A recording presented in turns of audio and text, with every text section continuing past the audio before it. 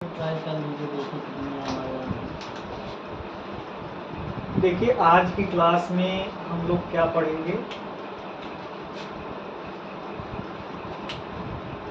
Cell के type, prokaryotic cell and eukaryotic cell. Last class में हम लोगों ने सेल के बारे में पढ़ा था। आज हम लोग प्रोकैरियोटिक और यूकैरियोटिक सेल के बारे में डिफरेंस करेंगे।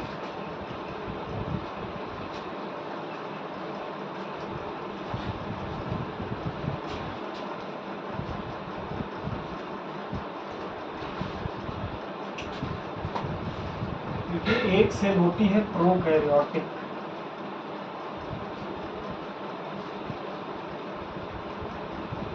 और दूसरी सेल होती है यूकैरियोटिक।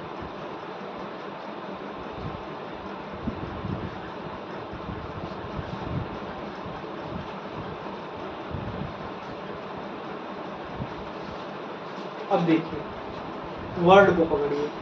प्रोकैरियोटिक मीन्स क्या होता है? प्रिमिटिव।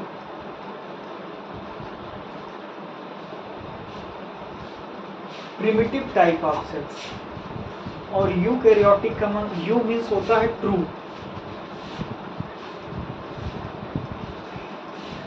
मतलब ये हुआ कि जो प्रोकैरियोटिक सेल्स होती है इसमें प्रिमिटिव टाइप का न्यूक्लियस पाया जाता है। प्रिमिटिव टाइप का न्यूक्लियस आप यूँ समझो कि जो न्यूक्लियस होता है वो डेवलप नहीं होता, वेल डेवलप नहीं होता, वो साइटोप्लाज्म में बिखरा हुआ होता है। और ख़ास बात ये होती है कि जो न्यूक्लियस है, सपोज करिए कि ये न्यूक्लियस है, तो इसके बाहर जो न्यूक्लियर मेम्ब्रेन होती है, न्यूक्लियर मेम्ब्रेन क्या होगी? एब्सेंट होगी। न्यूक्लियर मेम्ब्रेन एब्सेंट होगी तो क्या हो जाएगा? वो प्रोकैरियोटिक सेल्स। जहां पर न्यूक्लियर मेम्ब्रेन प्रेजेंट होगी, देखिए ये न्यूक्लियस है, तो ये अब न्यूक्लियर मेम्ब्रेन है और इसके अंदर ये जेनेटिक मटेरियल्स है, क्रोमेटिन फाइबर्स।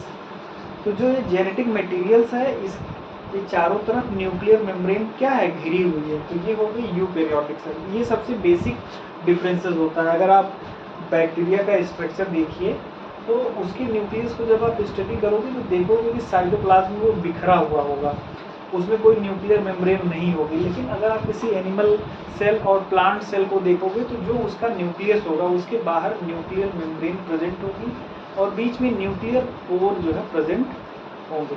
तो ये डिफरेंसेस हो गया। प्रोकैरियोटिक सेल्स में आपके जितने भी सेल ऑर्गेनेल्स हैं, एक को छोड़ करके, जैसे राइबोसोम की बात करें तो जो राइबोसोम होता है ये प्रोकैरियोटिक सेल में भी प्रेजेंट होता है, यूकैरियोटिक सेल में भी प्रेजेंट होता है।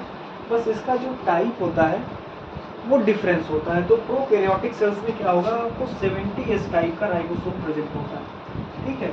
यूकैरियोटिक सेल्स में आपका 80S टाइप का राइबोसोम प्रेजेंट होता है। बाकी जितने सेल ऑर्गेनेल्स हैं वो सब प्रोकैरियोटिक सेल्स में एब्सेंट होंगे। तो एक डिफरेंस आपको, दूसरा सबसे मेन डिफरेंस ये पता हो गया। पहला डिफरेंस हमने उसके न्यूक्लियस को लेकर के बताया था और दूसरा हमने सेल ऑर्गेनेल्स को लेकर के बताया था। तो ये प्रोकैरियोटिक एंड यूकैरियोटिक सेल में क्या हो गया? डिफरेंस हो गया। अब ये जो राइबोसोम है, राइबोसोम का फंक्शन क्या होता है? तो राइबोसोम का फंक्शन ये होता है कि प्रोटीन सिंथेसिस में हेल्प करता है। तो देखिए चाहे वो प्रोकैरियोटिक सेल हो चाहे यूकैरियोटिक सेल हो, प्रोटीन सबको चाहिए क्योंकि ये बॉडी के स्ट्रक्चर को बनाने में, उसके स्ट्रेंथ में बहुत ज़्यादा हेल्प करता है। लेकिन बाकी जो सेल ऑर्गेनल्स हैं वो एब्सेंट हो जाएंगे। तो मुझे लग रहा है कि प्रोकैरियोटिक सेल और यूकैरियोटिक सेल में जो बेसिक डिफरेंस था वो आपको समझ में आ गया होगा। लेकिन एक हम आपको बैक्टीरिया का जो है स्ट्रक्चर बना करके हम समझा देते हैं। देखिए ये क्या है? ये बैक्टीरिया। बैक्टीरिया क्या है? ये जो 5 किंगडम क्लासिफिकेशन है उसमें मोनेरा, तो मोनेरा का जो है ये सोल मेंबर कौन है? बैक्टीरिया है। तो बैक्टीरिया का जो जेनेटिक मटेरियल है वो देखिए ऐसे बिखरा रहता है। ठीक है। और एक बैक्टीरिया के जेनेटिक मटेरियल के अलावा इसमें प्लाज्मिड भी पाया जाता है, जो सर्कुलर होता है, वो एज ए वेक्टर यूज होता है। तो ऐसे देखिए बिखरा है। लेकिन अगर हम किसी एनिमल सेल की बात करेंगे तो एनिमल सेल में देखिए जो आपका ये न्यूक्लियस है, ये प्रॉपर न्यूक्लियर मेम्ब्रेन से घिरा हुआ है और इसके अंदर न्यूक्लियोलस है और ये इसका जेनेटिक मटेरियल है। और यहाँ पर देखिए कोई सेल ऑर्गेनेल्स प्रेजेंट नहीं है, आपका राइबोसोम प्रेजेंट है, तो राइबोसोम को ऐसे ही दिखाते हैं। यहाँ पे देखिए यूकैरियोटिक सेल में आपका राइबोसोम तो प्रेजेंट होगा ही, साथ में आपको माइटोकॉन्ड्रिया भी दिख जाएगी, आपको लाइसोसोम भी दिख जाएगा, आपको यहाँ पे गोल्जी बॉडीज भी दिख जाएंगी। यहाँ पे अगर प्लांट सेल की बात होगी तो क्लोरोप्लास्ट प्रेजेंट होगा और एंडोप्लाज्मिक रेटिकुलम तो प्रेजेंट होगा ही होगा। एंडोप्लाज्मिक रेटिकुलम के बारे में आपको थोड़ा सा बता देते हैं कि जो एंडोप्लाज्मिक रेटिकुलम होती है 2 टाइप्स की होती है, smooth endoplasmic reticulums and rough endoplasmic reticulums. ठीक है, तो स्मूथ रफ में डिफरेंस ये है कि जो स्मूथ एंडोप्लाज्मिक रेटिकुलम होगी ये ट्यूबुलर स्ट्रक्चर होती है, तो इसमें कोई भी राइबोसोम नहीं प्रेजेंट होगा, इसलिए जो इसकी सरफेस होती है ये स्मूथ होती है। लेकिन जो रफ एंडोप्लाज्मिक रेटिकुलम होगी उसकी सरफेस पे आप देखोगे तो राइबोसोम ऐसे प्रेजेंट रहता है ना। तो कोई सरफेस है, अगर उस पर कोई चीज़ अगर डॉट डॉट डॉट प्रेजेंट है तो आपको वो रफ लगेगी। तो इसीलिए उस बेसिस पे स्मूथ एंडोप्लाज्मिक रेटिकुलम और रफ एंडोप्लाज्मिक रेटिकुलम को डिफ्रेंशिएट किया गया है। जो एंडोप्लाज्मिक रेटिकुलम होती है ये एक तरीके से मैकेनिकल सपोर्ट प्रोवाइड करती है किसको, सेल को। और जो रफ है तो उसमें राइबोसोम है तो वो प्रोटीन सिंथेसिस में हेल्प करेगी, और जिसमें राइबोसोम प्रेजेंट नहीं है वो स्मूथ है तो वो टॉक्सिसिटी को रिमूव करने में हेल्प करती है। बाकी जो मैकेनिकल सपोर्ट है वो तो देगी। होता ये है कि जो एंडोप्लाज्मिक रेटिकुलम है ये जो आपका न्यूक्लियस है, तो ये न्यूक्लियस की जो इन्वेलप आप देख रहे हो तो इन्वेलप से अटैच रहती है। तो होता क्या है कि एक तरीके से सपोर्ट मिलता है उसको, सेल को, और सेल को एक शेप और साइज में उसको ले आने का काम करती है। और माइटोकॉन्ड्रिया की बात बता दूं तो माइटोकॉन्ड्रिया में होता ये है कि ये पावर हाउस ऑफ सेल आप बहुत पहले से सुनते आ रहे हैं। तो पावर हाउस ऑफ सेल इसलिए कहते हैं क्योंकि ये एनर्जी बनाने का काम करता है, ये एटीपी का फॉर्मेशन करता है, तो इसीलिए हम पावर हाउस ऑफ सेल इसको बोलते हैं। ये डबल मेम्ब्रेन स्ट्रक्चर होती है और इसमें क्रिस्टी का नाम आप जानते होंगे, क्रिस्टी फोल्ड होता है, उससे ज़्यादा सरफेस एरिया उसको मिलता है और वहीं से एटीपी बनता है। तो वो एक अलग प्रोसेस है, कीमियो ऑस्मोटिक थ्योरी है, जहाँ पर उसको डिस्कस करेंगे। जो आपका माइटोकॉन्ड्रिया है एनिमल में और प्लांट में भी, तो आपको माइटोकॉन्ड्रिया और क्लोरोप्लास्ट दोनों प्रेजेंट होगा। इसकी खास बात ये होती है कि ये सेमी ऑटोनॉमस सेल ऑर्गेनल्स इसको बोलते हैं, सेमी ऑटोनॉमस सेल ऑर्गेनल्स। आप पूछोगे कि भाई इसको सेमी ऑटोनॉमस सेल ऑर्गेनल्स क्यों बोलते हैं, क्योंकि इसके अंदर खुद का डीएनए प्रेजेंट होता है, तो ये अपने डीएनए को डिवाइड करके उनके नंबर को बढ़ाता रहता है, तो ये किसी पे डिपेंडेंट नहीं है, तो इसीलिए इसको सेमी ऑटोनॉमस सेल ऑर्गेनल्स बोलते हैं। बाकी क्लोरोप्लास्ट को आपको पता है कि क्लोरोप्लास्ट करता क्या है। क्लोरोप्लास्ट ये करता है कि ये प्लांट में पाया जाता है और फोटोसिंथेसिस में हेल्प करता है। जैसे जो प्लांट होते हैं वो अपना फूड खुद बनाते हैं, तो जब प्लांट अपना फूड खुद बनाएगा तो वो कैसे बनाएगा, तो एक प्रोसेस है फोटोसिंथेसिस। हम लोग क्या है कि दूसरे के ऊपर डिपेंडेंट होते हैं, खाना बन गया हमने खा लिया, लेकिन प्लांट क्या करता है कि अपना फूड खुद बनाता है, तो किसकी हेल्प से, क्लोरोप्लास्ट की हेल्प से।